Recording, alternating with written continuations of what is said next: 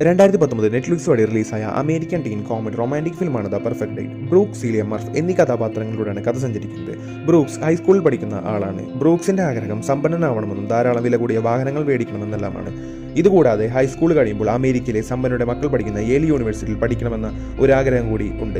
ഇതിനുവേണ്ടി തന്റെ സുഹൃത്തായ മർഫിന്റെ സഹായത്തോടെ ഒരു ഡേറ്റിംഗ് ആപ്പ് ഉണ്ടാക്കി അതുവഴി പണം സ്വരൂപിച്ച് യേൽ യൂണിവേഴ്സിറ്റിയിൽ പോവാമെന്ന ലക്ഷ്യമാണ് ബ്രൂക്സിനുള്ളത്.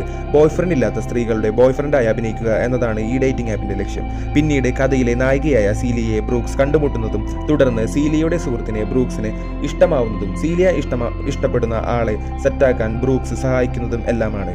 പിന്നീട് ഇരുവർക്കും മനസ്സിലാവുകയാണ് തങ്ങൾക്ക് യോജിച്ചവരല്ല അവർ സ്നേഹിക്കുന്നവർ എന്നും. അതിനിടയിൽ ബ്രൂക്സും സീലിയയും പരസ്പരം ഇഷ്ടമാവുന്നതും ഇരുവരും അവസാനം യോജിക്കുന്നിടത്താണ് സിനിമ അവസാനിക്കുന്നത്. സമ്പന്നമായിട്ട് കൂടി അങ്ങനെ ജീവിക്കാൻ ആഗ്രഹിക്കാത്ത സീലിയയും തന്റെ അമിതാഗ്രഹങ്ങൾക്ക് പിന്നിൽ എത്തിപ്പിടിക്കാൻ ശ്രമിക്കുന്ന ബ്രൂക്സും സിനിമ കാണുന്ന പ്രേക്ഷകരെ ചിന്തിപ്പിക്കും.